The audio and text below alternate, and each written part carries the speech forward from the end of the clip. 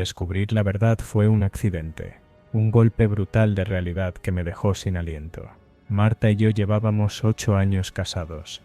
8 años en los que creí que todo estaba bien, que la rutina era solo parte de la vida de pareja y que el amor se mantenía de maneras sutiles, con pequeñas acciones del día a día. Hasta que una noche, revisando su teléfono mientras dormía, encontré los mensajes.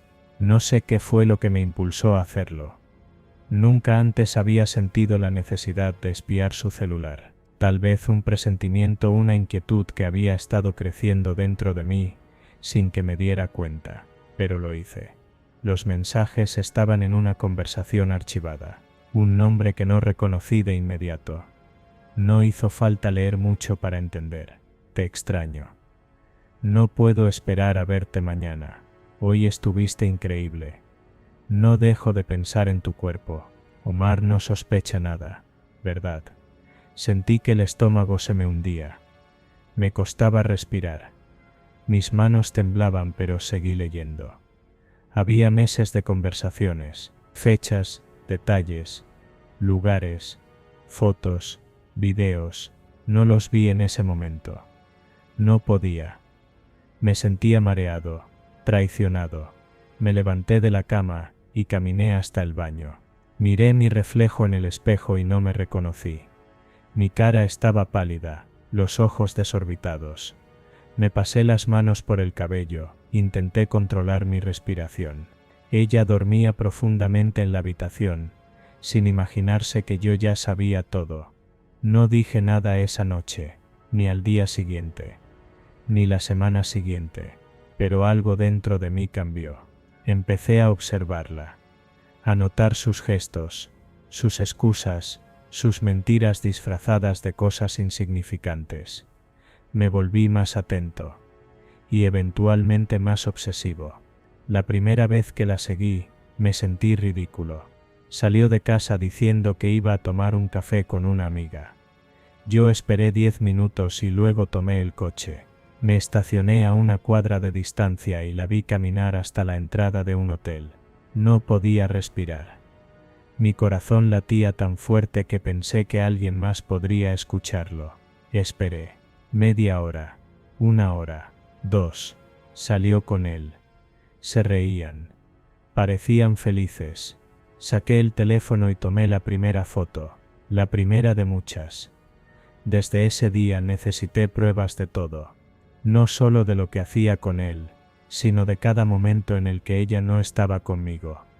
Revisaba sus redes sociales, sus mensajes cuando dejaba el teléfono sin bloquear. Busqué cámaras y micrófonos espía en internet. Compré uno, lo puse en la sala, luego en el dormitorio.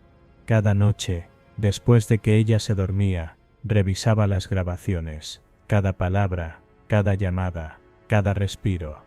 Y luego vinieron los videos. La seguí más veces. Grabé su rutina, sus citas con él, los lugares a los que iban. No podía dejar de mirarlos. Me dolía, pero no podía parar. Era como una droga. Verlos juntos me llenaba de rabia, pero también de un placer oscuro. Era como si al observarlos, pudiera controlarlos de alguna manera. Empecé a pensar en la venganza. No era justo. Yo no me merecía esto. 8 años de matrimonio. 8 malditos años. Las ideas vinieron solas, pequeñas al principio. Romperle el teléfono, exponerla en el trabajo. Después cosas más serias. Seguí a su amante hasta su casa. Aprendí su rutina, sus horarios. Fantasías de venganza llenaban mi cabeza. Podría esperarlo afuera una noche. Un golpe seco. Nadie sabría que fui yo. O podría hacer que ella lo viera morir. El pensamiento me asustó. No porque no quisiera hacerlo, sino porque supe que era capaz de hacerlo. Esa noche tomé una decisión. Me fui, sin explicaciones, sin discusiones. Empaqué unas cuantas cosas, dejé mi anillo de bodas sobre la mesa, y me marché antes de que ella despertara. No respondí sus llamadas, ni sus mensajes desesperados. No le di el lujo de enfrentarme, de llorar, de pedirme perdón. No se lo merecía, pero eso no significó que la soltara por completo. Seguía vigilándola, porque me gustaba. Pasaba por su casa de vez en cuando. Me estacionaba a distancia y miraba las luces encenderse y apagarse. La veía con él, a veces felices, otras veces discutiendo. Odiaba cuando se veían felices. Aún revisaba sus redes. Aún la espiaba con las cámaras que había olvidado quitar. Aún guardaba los videos. Porque en el fondo no quería dejarla ir por completo.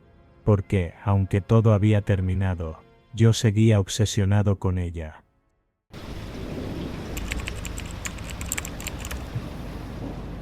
Cuando vi el perfil de Luis en Tinder, supe que tenía que deslizar a la derecha. Tenía una sonrisa encantadora, unos ojos que transmitían confianza y una biografía corta pero interesante. Hicimos match al instante. La conversación fluyó con naturalidad. Nada de preguntas forzadas ni silencios incómodos. Hablamos de todo: música, películas, viajes. Al cabo de unos días, él sugirió que nos viéramos en persona. Nuestra primera cita fue en un café tranquilo en el centro de la ciudad. Cuando lo vi en persona, confirmé que era aún más atractivo que en sus fotos. Nos llevamos bien desde el primer momento, como si nos conociéramos de toda la vida. Nos reímos, compartimos historias, y antes de despedirnos, me robó un beso rápido que me dejó con ganas de más. La segunda cita fue igual de buena. Fuimos a cenar a un restaurante elegante y después de unas copas terminamos besándonos en su auto. Había química, una conexión innegable. Para la tercera cita sabía exactamente lo que quería. Nos encontramos en un bar acogedor, con luces tenues y música suave de fondo. Me sentía ansiosa pero emocionada. Quería llevar las cosas al siguiente nivel, y él también lo notaba. Mientras hablábamos, sentí una extraña sensación en la nuca, como si alguien nos estuviera observando. Giré la cabeza discretamente y vi a una persona sentada a unas mesas de distancia. No pude distinguir bien su rostro por la luz tenue, pero su postura rígida y la manera en que parecía mirarnos fijamente me inquietaron. Intenté ignorarlo y seguir con la conversación. Luis no pareció notarlo, o simplemente no le dio importancia. Terminamos nuestras copas, y sin decirlo en palabras, supimos que la noche no acabaría ahí. Fuimos a un hotel cercano. La noche fue intensa, apasionada, como si hubiéramos esperado ese momento desde el primer día. Me dormí en sus brazos, sintiéndome completamente satisfecha y segura, pero la tranquilidad duró poco. Muy temprano en la mañana, me despertaron las vibraciones constantes de su teléfono. Al principio, no le di importancia, pero el sonido no paraba. Luis gruñó molesto, tomó el celular y respondió con voz baja. No entendí lo que decía, pero su tono cambió. Se levantó de la cama de golpe, recogió su ropa y se vistió apresuradamente. «Tengo que irme», dijo sin mirarme. «¿Qué? ¿Por qué? Es una emergencia». Intenté preguntarle más, pero ya estaba fuera de la habitación. Me dejó ahí, desnuda, confundida y molesta. Volví a casa sintiéndome humillada. Esperaba al menos un mensaje de disculpa, pero nunca llegó. Lo peor comenzó poco después. Recibí el primer mensaje en la tarde. Un número desconocido. «Zorra», fruncí el ceño. Pensé que era un error. Luego otro. «Eres una asquerosa. Sé quién eres». Mi estómago se encogió. Le escribí a Luis. No hubo respuesta. Llamé. El teléfono sonaba, pero nadie contestaba. Los mensajes continuaron. «Te vi con él. Te crees especial. No eres la primera. Si te vuelvo a ver cerca de él, te arrepentirás». El miedo se instaló en mi pecho. Alguien me estaba amenazando. Intenté calmarme. Bloqueé el número, pero los mensajes seguían llegando desde otros distintos. No sabía qué hacer. ¿Llamar a la policía? ¿Y decir que alguien me insultaba por mensajes de texto? No tenía pruebas de quién era. Pasaron los días, y la paranoia creció. Sentía que alguien me observaba en la calle, en el supermercado, incluso en mi propio edificio. No fue hasta que una amiga, después de escuchar mi historia, me dijo algo que me heló la sangre. María, ¿y si era su esposa? Mi cerebro hizo clic. La persona en el bar, las llamadas, su salida repentina, los mensajes. No podía ser coincidencia. Busqué su nombre en redes sociales, con más atención, y lo encontré. Luis tenía esposa. Una mujer de cabello oscuro, ojos penetrantes. La misma que vi aquella noche en el bar. Mi sangre se congeló. Ahora todo tenía sentido. Ella nos vio, nos siguió, nos espió, y ahora me odiaba. Me alejé de todo. Dejé de salir por un tiempo. Cambié de número, y eliminé mi cuenta de Tinder. Luis nunca volvió a contactarme. No sé qué pasó con él después de ese día, pero a veces, cuando camino sola por la calle, siento que alguien sigue mirándome.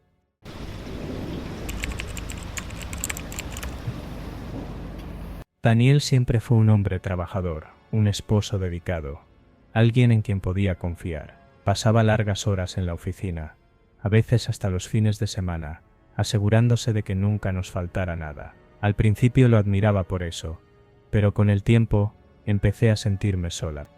No era algo que pasó de la noche a la mañana, fue un vacío que creció con los meses, con los años. Me fui acostumbrando a cenar sola, a dormir en una cama demasiado grande, a fingir que no me importaba cuando cancelaba nuestros planes por reuniones de última hora. Fue en el gimnasio donde conocí a Marco. Al principio solo era un compañero de entrenamiento, alguien con quien intercambiaba comentarios sobre las rutinas y dietas. Pero poco a poco, la conversación se hizo más personal. Me hacía sentir vista, deseada, algo que con Daniel ya no pasaba. La primera vez que lo besé, fue casi sin pensar. Nos habíamos quedado solos después de una sesión, y cuando me di cuenta, ya estaba contra la pared, sus labios sobre los míos. No me detuve. No quería detenerme. Las semanas siguientes fueron un torbellino de emociones. Me sentía viva cuando estaba con Marco, y culpable cuando volvía a casa. Pero Daniel nunca sospechó nada. Seguía llegando tarde, sumido en su trabajo, sin notar los cambios en mi rutina. O al menos eso pensé. Un día, su actitud cambió. No fue algo inmediato, sino sutil. Empezó a hacer preguntas más específicas sobre mi día. Antes solo me preguntaba cómo había estado, y con un bien bastaba. Ahora quería detalles. Con quién había hablado, a dónde había ido, a qué hora había regresado. Su mirada también era distinta. Antes, cuando estábamos juntos, apenas me miraba a los ojos. Ahora lo hacía con una intensidad que me ponía nerviosa, como si intentara leerme por dentro. Pero la verdadera pesadilla comenzó unos días después. Me enteré por las noticias. Hombre encontrado muerto en un callejón. Se sospecha que fue un crimen pasional. Mi sangre se heló cuando vi la foto. Era Marco. Mi teléfono se me resbaló de las manos. No podía respirar. Lo mataron. Alguien lo mató. Intenté no entrar en pánico. No había forma de que esto tuviera que ver conmigo. No podía tenerla. Pero una idea se instaló en mi cabeza, y no pude sacármela de encima. Daniel, lo observé con más atención esa noche en la cena. Estaba tranquilo, cortando su carne con precisión, como si nada hubiera cambiado. Pero algo en su mirada me hizo sentir escalofríos. ¿Estás bien?, le pregunté, fingiendo una sonrisa. Perfectamente, respondió sin apartar la vista de mí. Seguro, pareces extraño. Puso los cubiertos sobre el plato, se inclinó ligeramente hacia mí y sonrió.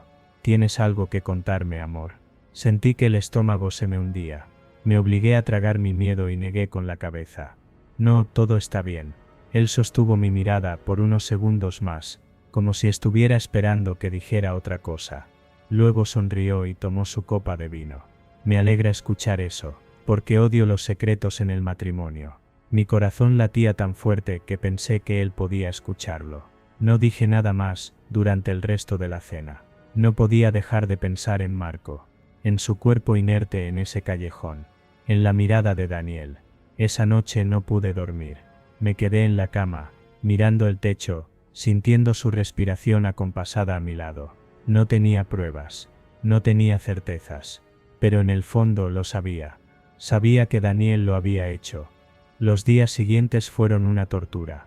Cada vez que me hablaba, cada vez que me tocaba, cada vez que me miraba, sentía que estaba en peligro. Empecé a notar pequeños detalles que antes me parecían insignificantes. Los días en que decía estar en la oficina hasta tarde, pero su teléfono iba directo al buzón cuando intentaba llamarlo. La forma en que su camisa tenía pequeñas manchas oscuras la noche en que Marco murió.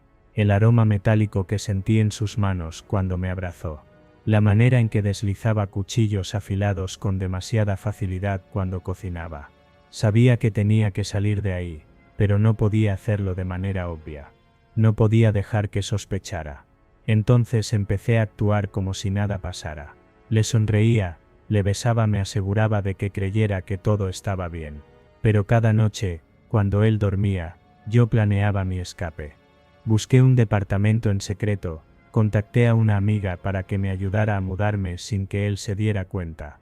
Finalmente, después de semanas de preparar todo, tuve la oportunidad. Le dije que tenía que viajar para ver a mi madre enferma. Él me miró fijamente durante unos segundos antes de asentir. Claro, amor, ve, pero vuelve pronto.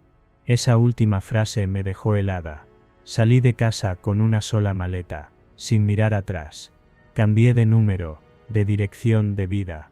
Pero a veces, cuando camino por la calle, cuando entro a un restaurante o cuando me siento en un café, siento que alguien me observa. Y en las noches, en la oscuridad de mi habitación, recibo llamadas de un número desconocido. Cuando las atiendo, solo hay silencio. Pero sé que es él, sé que nunca me dejará ir.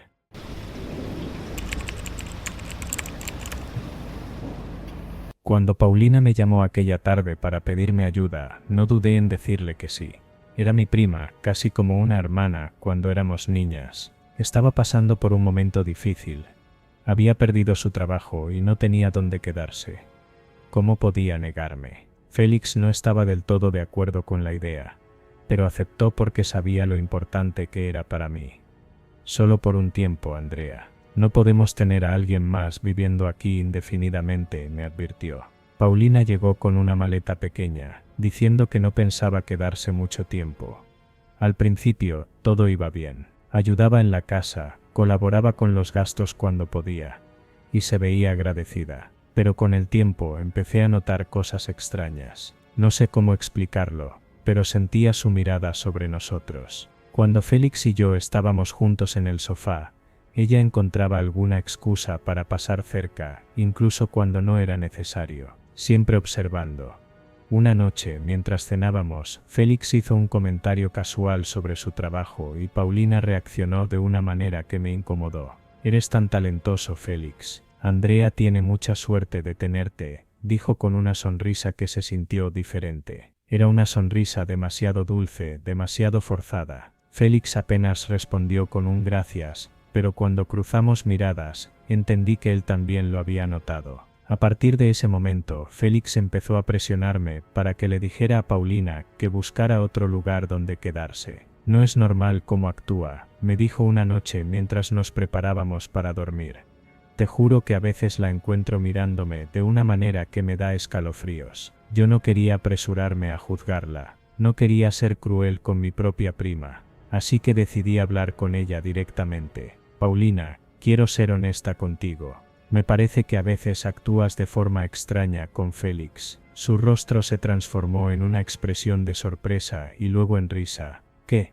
Andrea, por favor, es tu esposo, jamás haría algo así». Su respuesta fue rápida, casi ensayada. Le creí, o al menos quise creerle. Pero entonces, las cosas comenzaron a ponerse realmente extrañas. Días después, empecé a sentirme débil. Al principio pensé que era estrés o falta de sueño. Trabajaba muchas horas y con la tensión de la situación en la casa, tal vez mi cuerpo simplemente estaba agotado. Pero la debilidad empeoró. Dejé de tener energía incluso para las cosas más simples. Me dolían los músculos, mi cabeza zumbaba y me costaba concentrarme. Una mañana, apenas pude levantarme de la cama. Félix me llevó al hospital de urgencia. Me hicieron varios análisis, y cuando el doctor volvió con los resultados, su expresión era seria. Tienes una intoxicación en la sangre. Hemos encontrado rastros de sustancias químicas que no deberían estar ahí. Mi corazón se detuvo por un momento. ¿Qué quiere decir? Que alguien podría estar envenenándote. Miré a Félix y él a mí. Ambos supimos la respuesta antes de decirla en voz alta. Cuando regresamos a casa, Félix no perdió tiempo. Había algo que no le había contado a Paulina. Hace meses, cuando tuvimos un problema con unos vecinos, instalamos cámaras de seguridad ocultas en la casa. Encendió la laptop y revisó los videos. Los minutos pasaban en silencio, hasta que ahí estaba, Paulina, esperando a que yo saliera de la cocina, tomando mi vaso, echando algo dentro y revolviendo lentamente. Félix apretó los puños con tanta fuerza que pensé que rompería la mesa. Llamó a la policía de inmediato. Cuando llegaron, Paulina intentó fingir sorpresa, incluso lloró. Eso es un error. No haría algo así. Es mi prima, mi sangre. Pero las pruebas eran claras. Las imágenes, las sustancias encontradas en nuestra casa, mis análisis médicos. Se la llevaron esposada, mientras gritaba que todo era un malentendido. Me quedé allí, en la sala, sintiendo una mezcla de terror y traición. Era mi prima, mi propia familia. Nunca entendí por qué lo hizo. Era por celos, quería a Félix para ella, o simplemente disfrutaba verme sufrir. Nunca me dio una respuesta. Solo sé que, desde aquel día, no confío en nadie como antes.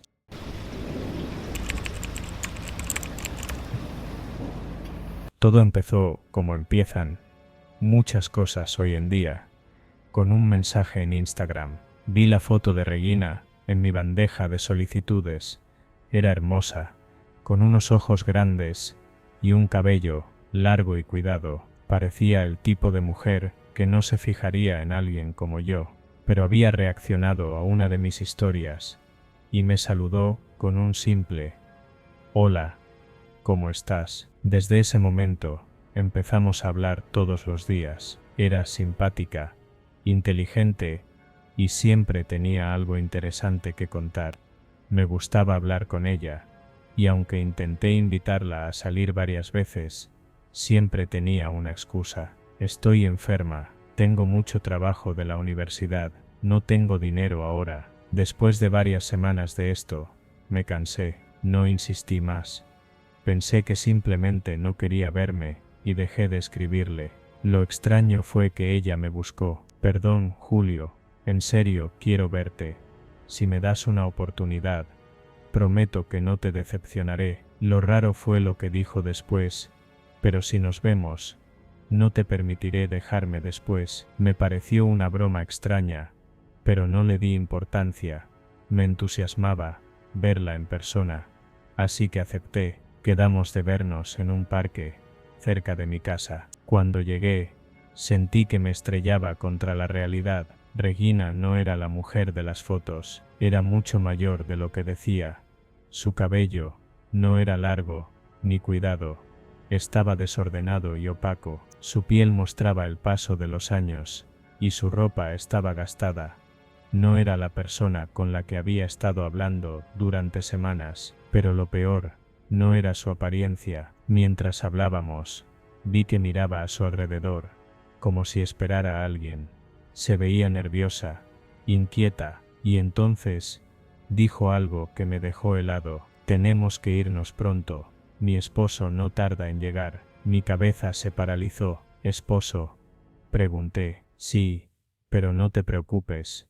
Casi nunca se entera de nada. Mi piel se erizó.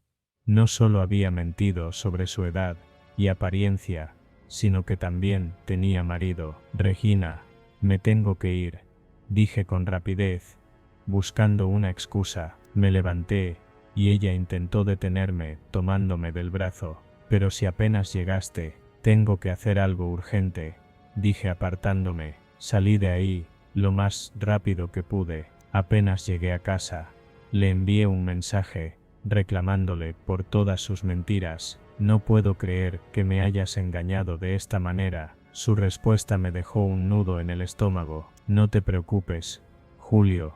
Igual ahora ya eres mío. Bloqueé su número de inmediato, pero ella no desapareció. Me empezó a escribir desde otras cuentas. Me enviaba mensajes con fotos de mis propias publicaciones, como si me estuviera vigilando. Nos vemos pronto, te extraño, sabes que no me puedes dejar. Intenté ignorarla, pero cada vez que abría una nueva cuenta para escribirme, mi ansiedad aumentaba. Tenía miedo. Un día, recibí un mensaje diferente. Mi esposo sabe de ti, cuidado, cuando salgas de casa. Mi corazón latía desbocado. El marido de Regina era un tipo peligroso, conocido en mi ciudad por meterse en problemas. Había estado en la cárcel más de una vez y tenía fama de ser violento, y ahora sabía de mí. No sabía qué hacer. No podía ir a la policía, con solo unos mensajes. Los días siguientes fueron una pesadilla. Cada vez que salía de casa, miraba a todos lados. Sentía que alguien me observaba. Un día, mientras caminaba hacia mi auto, vi algo que me hizo sentir un frío en la espalda. Un hombre estaba parado en la esquina, mirándome fijamente. No hizo nada, solo me observaba, pero su mirada me dejó claro que sabía quién era yo. Desde ese momento, cambié mi rutina, dejé de ir a los mismos lugares, evitaba salir de noche y bloqueé todas las redes sociales que tenía. Con el tiempo, los mensajes cesaron. Nunca volví a saber de Regina, pero hasta el día de hoy, cada vez que camino solo de noche, no puedo evitar voltear a ver si alguien me sigue.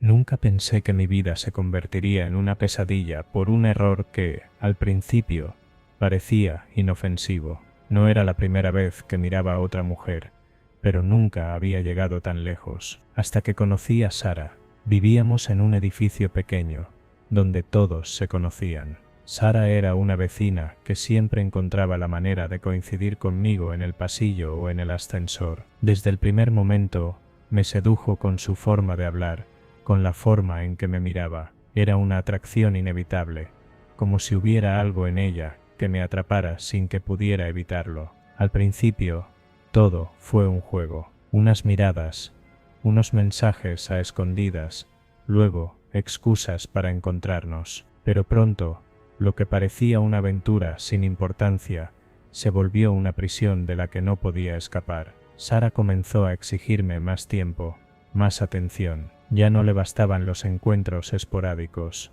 Quería que dejara a mi esposa. Si de verdad te gusto, ¿por qué sigues con Rosa?, me preguntaba cada vez que nos veíamos. Le decía lo que quería escuchar, que todo era complicado, que debía encontrar el momento adecuado. Pero la verdad era que nunca pensé en dejar a Rosa. Nunca fue mi intención que esto se saliera de control, hasta que Sara comenzó a amenazarme. Primero, con contárselo todo a mi esposa. Si no me das lo que quiero, Rosa lo sabrá. Después empezó a pedirme dinero. Necesito ayuda para pagar unas cosas.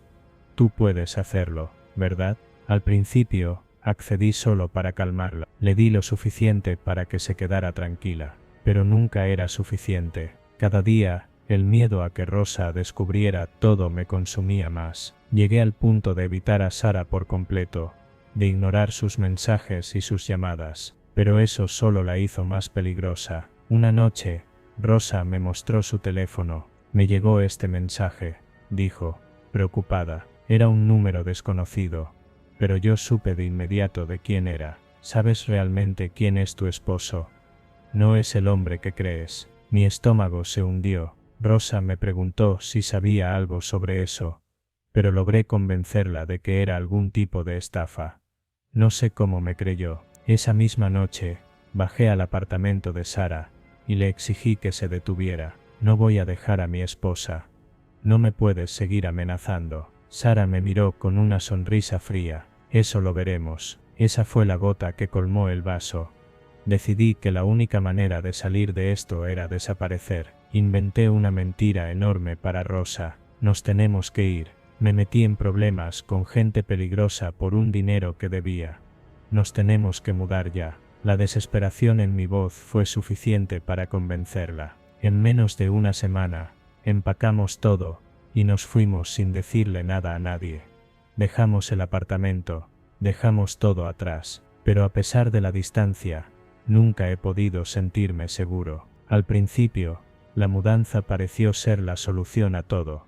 Rosa no hizo demasiadas preguntas, y aceptó el cambio como una medida desesperada para protegernos. Parecía que todo estaba volviendo a la normalidad, hasta que comenzaron las señales. Una noche, al llegar a casa después del trabajo, encontré una nota en la puerta. No tenía remitente, pero al abrirla, sentí un escalofrío recorrerme la espalda. Creías que podías escapar de mí. No le dije nada a Rosa.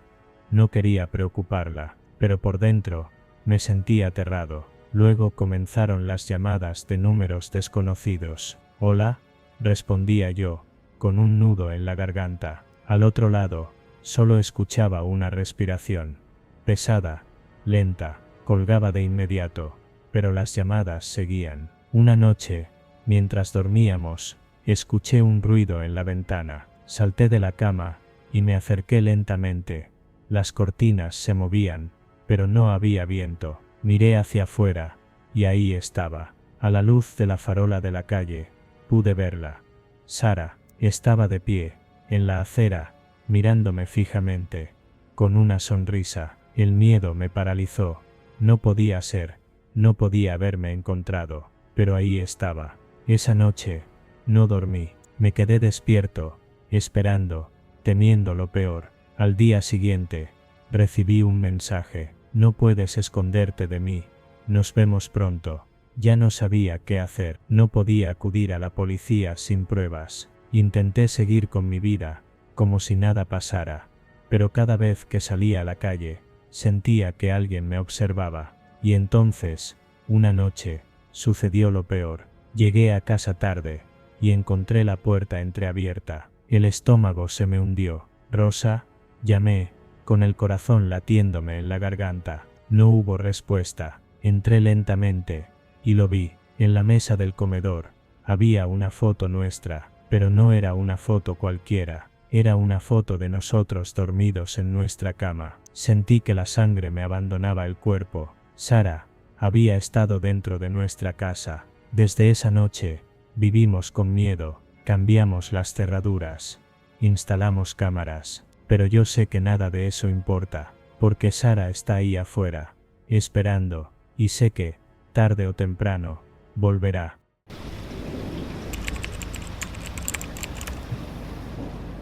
Mario nunca había sospechado de Jessie. Llevaban juntos 5 años y, aunque no todo había sido perfecto, confiaba en ella. Pero todo cambió la noche en que recibió aquel mensaje anónimo. «Tu novia te engaña. No confíes en ella». Pensó que era una broma, algún intento barato de sembrar dudas en su relación, pero la curiosidad lo carcomió, y en lugar de ignorarlo respondió: «¿Quién eres?».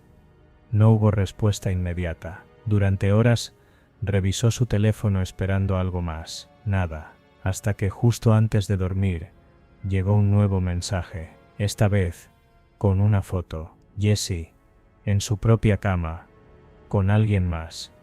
El sudor frío lo recorrió. La imagen era borrosa, y el rostro del hombre no se veía, pero no cabía duda de que era su habitación. Sus sábanas, su mundo desmoronándose frente a sus ojos. Se levantó de golpe y fue a la sala. Jessie dormía en el cuarto, ajena a todo. La observó desde la puerta, su respiración tranquila, su cabello esparcido en la almohada. Se obligó a calmarse. Tal vez era una foto vieja. Tal vez alguien quería hacerle daño. Pero entonces, llegó otro mensaje. Esto fue ayer. Mario sintió como el suelo se abría bajo sus pies. Pasó el día siguiente en un estado de paranoia absoluta. No confrontó a Jessie de inmediato. En su lugar, intentó actuar con normalidad, mientras revisaba su teléfono cada pocos minutos, esperando más pruebas, y las pruebas llegaron.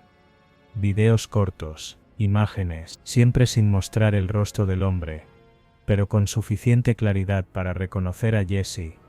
Su ropa, su cuerpo, sus gestos. Cada nuevo mensaje era un puñal en el pecho. Los días siguientes se convirtieron en una obsesión. Mario comenzó a analizar cada detalle, cada ángulo de las imágenes, buscando pistas sobre la identidad del amante. Examinó los contactos de Jesse, sus horarios, las veces que decía ir a hacer compras y tardaba demasiado. Entonces los mensajes cambiaron. Deja de investigar. Esto no te incumbe, déjala en paz o lo lamentarás. Ya no era solo sobre la infidelidad, ahora, alguien lo estaba amenazando. Cuando finalmente confrontó a Jesse, lo negó al principio, pero cuando le mostró las pruebas, su rostro se desmoronó, lloró, se tapó la cara con las manos, dijo que no sabía cómo pasó, que había sido un error, suplicó por una oportunidad. Mario quería odiarla, quería echarla de su vida, pero la amaba, y, contra todo lo que su mente le gritaba, decidió darle otra oportunidad. Pensó que lo peor había pasado. Se equivocó, los mensajes regresaron, esta vez, eran amenazas directas. Te lo advertí. Si no la dejas te arrepentirás. Pronto. Mario empezó a sentir una presencia extraña. Caminando a casa, sentía que lo seguían. Escuchaba ruidos en la noche. Su teléfono sonaba a la madrugada, con llamadas de números desconocidos. No dormía, apenas comía, hasta que una mañana, al despertar, encontró la cama vacía. Jesse se había ido. Sobre la mesa una nota escrita con su letra temblorosa. Lo siento, no quiero que te hagan daño por mi culpa. Perdóname. Mario se quedó mirando la nota durante largos minutos, sintiendo el peso de un silencio insoportable. El teléfono vibró en su mano. Un último mensaje. Ahora estás solo. Mario sintió un escalofrío recorrer su espalda. Miró a su alrededor, esperando ver algo o alguien, pero no había nada, solo su propio reflejo en la ventana. La casa demasiado silenciosa, su respiración entrecortada. Entonces la pantalla de su teléfono volvió a iluminarse. Otro mensaje, pero esta vez, no era un texto. Era un video.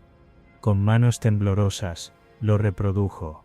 Las imágenes eran oscuras, granuladas, como si hubieran sido tomadas desde un rincón oculto de su propia casa, y entonces, lo vio. Una figura en la sombra, un hombre, de pie en su habitación observándolo dormir.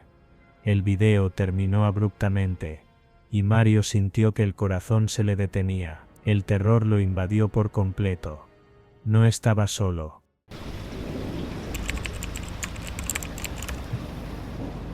Nunca me tomé en serio las relaciones. Para mí, a mi edad, todo era un juego. No creía en el compromiso, ni en el amor eterno, solo en la diversión. Daniela era una más. Salimos un par de veces. Nos divertimos. Pero como siempre, me aburrí. No había nada en ella que me retuviera. Así que empecé a buscar otra chica. Cuando la encontré, todo se volvió más interesante. Daniela no lo tomó bien. No era mi intención lastimarla. Pero tampoco me importaba demasiado lo que sintiera. Pensé que lo superaría, como lo hacían todas. Pero una noche, mientras estaba en un bar con mi nueva conquista, ella apareció. No la vi llegar, solo escuché los gritos y el estruendo de una botella rompiéndose. Cuando reaccioné, la otra chica estaba en el suelo, sangrando de la cabeza. Daniela me miró con una expresión que nunca olvidaré. No era enojo, no era tristeza, era una amenaza. Me la vas a pagar. Y desapareció. La policía llegó rápido, pero ya era tarde. Nadie sabía dónde estaba Daniela. Parecía como si se la hubiera tragado la tierra. Intenté no pensar mucho en ello. Lo único que quería era olvidar la situación y seguir con mi vida. Pero entonces, las cosas extrañas comenzaron a suceder. Al principio fueron pequeños detalles. Mi celular vibraba con mensajes de números desconocidos. No creas que esto terminó. Voy a hacerte sufrir. Aún no entiendes lo que hiciste. Pensé que era alguna broma, pero la sensación de ser observado comenzó a afectarme. Las luces de mi departamento parpadeaban en la noche. Mi ropa desaparecía y luego aparecía doblada de una forma que yo nunca haría. Una vez encontré mi cepillo de dientes, con restos de cabello largo enredado en las cerdas. Daniela tenía el cabello largo. Me convencí de que estaba paranoico, pero una noche, al llegar a casa, vi algo que me heló la sangre. Mi puerta no estaba forzada. No había signos de entrada violenta. Pero dentro, en la sala, sobre la mesa, había una foto mía durmiendo. Fue tomada desde la ventana de mi habitación. En la foto, en la esquina de la imagen, podía distinguir una sombra borrosa. Alguien había estado allí, mirándome. Intenté convencerme de que era una coincidencia, pero las pruebas eran cada vez más aterradoras. Una mañana desperté con moretones en los brazos y rasguños en el pecho. No recordaba haberme hecho nada. Luego, los mensajes se volvieron más violentos. Estuve cerca esta noche. Cada vez te ves más débil.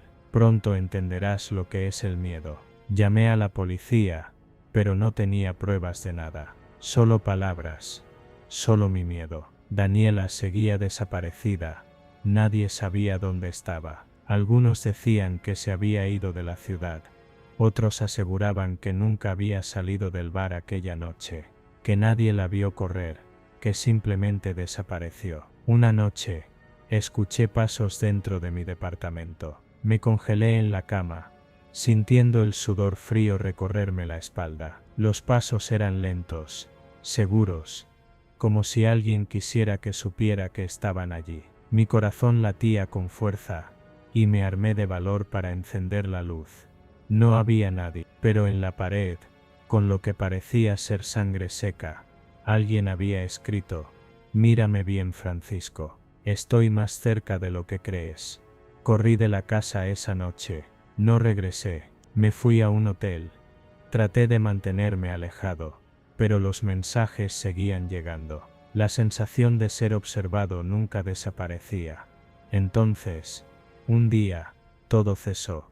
No más mensajes, no más sombras, no más fotos, ni ruidos extraños. Creí que había terminado, hasta que recibí un último mensaje, corto y claro. Pensaste que esto había acabado, pero apenas está comenzando.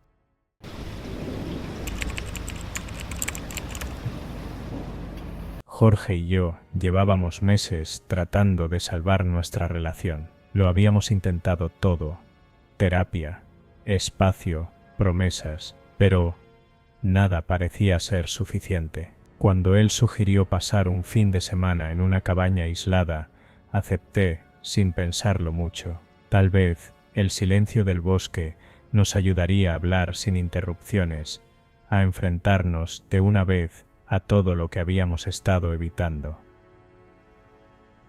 El viaje fue tenso. Apenas hablamos en el camino. Las pocas veces que lo hicimos fueron conversaciones superficiales sobre el clima, la cabaña, lo lejos que estábamos de la civilización. Jorge conducía con la mandíbula apretada, con esa expresión que últimamente se había vuelto habitual en él. Yo miraba por la ventana, intentando recordar en qué momento exacto todo se había empezado a romper. Cuando llegamos, el lugar se sentía demasiado silencioso. La cabaña era acogedora, pero el bosque que la rodeaba era denso, oscuro, incluso en plena tarde. Mientras Jorge descargaba las maletas, me quedé en la entrada, sintiendo un escalofrío sin razón aparente. La primera noche comenzamos a hablar. No fue fácil. Salieron los reproches, las lágrimas, los recuerdos dolorosos. Hablamos de sus distancias, de mis sospechas, de las veces que me sentí sola, aunque él estuviera a mi lado. Él negó cualquier infidelidad, como siempre lo hacía. Pero había algo en su mirada, en su forma de evadir ciertos temas, que me seguía haciendo dudar. Cuando la conversación se volvió más intensa, la primera interrupción ocurrió. Un ruido afuera, algo moviéndose entre los árboles. Nos quedamos en silencio, escuchando. Jorge se puso de pie y miró por la ventana, pero no vio nada. Seguro es un animal, dijo, volviendo a sentarse. Intentamos continuar, pero los ruidos siguieron. Pisadas, ramas crujiendo, un murmullo lejano, como si alguien estuviera allí afuera, observándonos. La luz comenzó a parpadear. Jorge revisó los interruptores, pero todo parecía estar en orden. Luego, la luz se fue por completo. Nos quedamos en la oscuridad total, con solo la linterna de mi teléfono, iluminando tenuemente la habitación. Fue entonces cuando lo escuchamos, un grito, agudo, distante, pero inconfundiblemente humano. Me aferré a Jorge. Él me susurró que me calmara, que probablemente era alguien perdido en el bosque, pero su voz temblaba. Llamamos a la policía. Nos aseguraron que enviarían una patrulla, pero que, debido a lo remoto del lugar, tardarían un poco. Los ruidos continuaron, pasos, rodeando la cabaña, golpes suaves en las ventanas. El grito se repitió, más cerca, luego, una risa, femenina, escalofriante. Estaba descalza, con la ropa sucia y rota, el cabello enredado, murmuraba cosas inentendibles, y tenía los ojos desorbitados. Cuando me acerqué para verla mejor, sentí que el aire me faltaba. Su rostro me era familiar. No porque la conociera, sino porque la había visto en fotos en el teléfono de Jorge, de hace meses, que él me aseguró que no significaban nada. Los policías la esposaron y la subieron a la patrulla. Mientras la llevaban, ella volteó a vernos y fijó su mirada en Jorge. Sonrió. ¿Por qué me haces esto? Pensé que me amabas. Me giré lentamente hacia él. Su rostro estaba pálido, sus manos temblaban. No necesité preguntarle nada. Él lo entendió y por primera vez me lo admitió todo. Sí, había estado con ella. Había sido un error, según él, un error que ella no quería dejar en el pasado. Desde entonces, lo acosaba, lo seguía, aparecía en su trabajo, en su casa, le dejaba notas, fotos. Pensó que alejarse a la cabaña la haría desistir. Pensó que tal vez, si me tenía a su lado, si intentaba reparar lo nuestro, ella lo dejaría en paz. Pero no lo hizo. Esa noche no dormí. Jorge tampoco. No hablamos más. Solo nos quedamos sentados, en silencio, escuchando el viento golpear las ventanas, esperando que la pesadilla hubiera terminado. Pero en el fondo, sabía que esto aún no había acabado.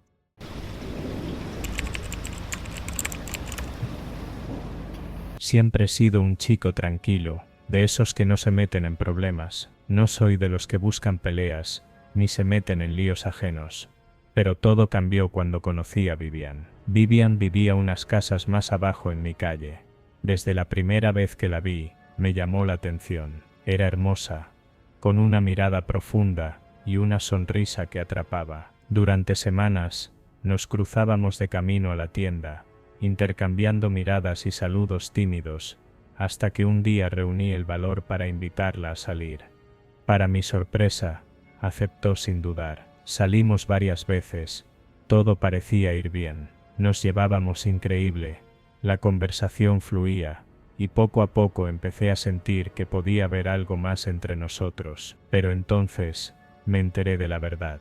Vivian tenía novio, no cualquier novio, un tipo peligroso, alguien que estaba en la cárcel y que saldría en poco tiempo. No sé por qué nunca me lo dijo, si por miedo o porque realmente pensó que nunca lo descubriría, pero lo hice. Y fue entonces cuando todo empezó a salirse de control. Su novio se enteró de todo, no sé cómo, pero lo hizo. Al principio fueron mensajes de números desconocidos, advertencias, amenazas veladas, deja de verla, no tienes idea de con quién te metiste, ella es mía, y lo vas a pagar. Intenté ignorarlos, pero entonces empezaron los sucesos extraños. Una noche, al regresar a casa, encontré mi puerta entreabierta. Todo parecía estar en su lugar, pero sentí algo raro en el aire, como si alguien hubiera estado allí, como si me hubieran estado esperando. Llamé a la policía, pero cuando llegaron y revisaron, no encontraron nada. Probablemente olvidaste cerrar bien la puerta, me dijeron. Pero yo sabía que no había sido un descuido. Los mensajes continuaron. Ahora eran más directos. Te estoy observando. Cada vez estás más cerca de tu final. Tienes miedo. Deberías tenerlo. Y entonces, las sombras empezaron a aparecer. En las noches, cuando miraba por la ventana, veía una figura en la esquina de la calle, siempre parada en el mismo sitio, mirándome. No se movía, no hacía ruido, solo estaba allí. Algunas noches, cuando el viento soplaba fuerte, podía jurar que escuchaba su risa, burlona y llena de odio. Intenté hablar con Vivian. Le pedí explicaciones, le supliqué que me dijera qué estaba pasando realmente. Lloró, me dijo que no tenía control sobre él, que era un hombre peligroso, violento, que haría cualquier cosa para castigarla por lo que había hecho, que ahora no solo la quería a ella, sino que también quería verme sufrir a mí. Fui a la policía de nuevo, les mostré los mensajes, les hablé de la sombra en la calle, del miedo que sentía cada noche. Me dijeron que estarían atentos, pero no hicieron nada más. No me ofrecieron protección, ni vigilancia, nada, solo palabras vacías. Sentí que estaba completamente solo en esto, y entonces llegó la noche, en la que todo explotó. Desperté de golpe, sintiendo un escalofrío recorrerme la espalda. La casa estaba en completo silencio, pero había algo distinto en el aire, algo que no podía explicar. Fue entonces cuando escuché el sonido, un rasguño suave en la puerta de mi habitación, como si alguien estuviera del otro lado, pasando las uñas lentamente sobre la madera. Me congelé, el sonido se detuvo por un segundo, y luego escuché un susurro. Fernando, no era un grito, ni una amenaza, era un llamado, como si alguien estuviera tratando de atraerme. Mi corazón latía con fuerza, cada fibra de mi cuerpo gritaba que no me moviera, que no hiciera ruido, pero lo hice. Tomé mi celular y marqué a la policía con las manos temblorosas. Me levanté lentamente y me acerqué a la puerta. Justo cuando iba a girar la perilla, un golpe fuerte retumbó en la madera, haciéndome retroceder. Mi cuerpo se llenó de adrenalina, y corrí a la ventana. Afuera en la calle, la figura seguía allí, pero esta vez no estaba quieta. Se estaba riendo, una risa baja, contenida, pero aterradora. La patrulla llegó 15 minutos después, cuando ya no quedaba rastro de nadie. Revisaron la casa, me dijeron que no había señales de entrada forzada. Si vuelve a pasar, avísenos, dijeron, como si fuera un simple accidente, como si no estuviera en peligro real. Desde entonces, no duermo bien, no sé cuándo volverá, ni qué hará la próxima vez, solo sé que está ahí afuera, esperando el momento perfecto para terminar lo que empezó, y lo peor de todo, es que la policía no puede, o no quiere, hacer nada para detenerlo.